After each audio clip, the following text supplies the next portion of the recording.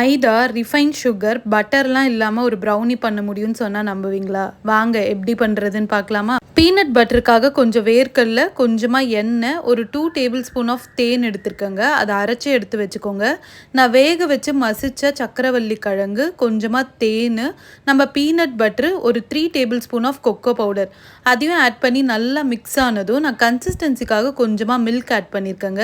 இந்த அளவுக்கு வந்ததும் மேலே கொஞ்சம் சாக்கோ சிப்ஸ், கொஞ்சமா நட்ஸும் தூவி நல்லா மிக்ஸ் பண்ணி நம்ம இதை வந்து கேக் டின்னுக்கு வந்து ட்ரான்ஸ்ஃபர் பண்ணிடலாம். நான் கொஞ்சம் பட்டர் பேப்பர் போட்டுட்டு மேலே இதை எல்லாத்தையும் ட்ரான்ஸ்ஃபர் பண்ணி ஈவனாக இதை சரி பண்ணிவிடுங்க. இதுக்கு மேலே நான் கொஞ்சமாக சாக்கோ சிப்ஸ் போட்டிருக்கேன். உங்களுக்கு வேணுனாலும் போடலாம், என்னென்னா இது ஆப்ஷனல் தான். நான் இன்னைக்கு குக்கரில் தாங்க இதை பாயில் பண்ணியிருக்கேன். நான் வந்து 30 மினிட்ஸ் குக் பண்ணேன். நம்மளோட ப்ரௌனி ரெடி.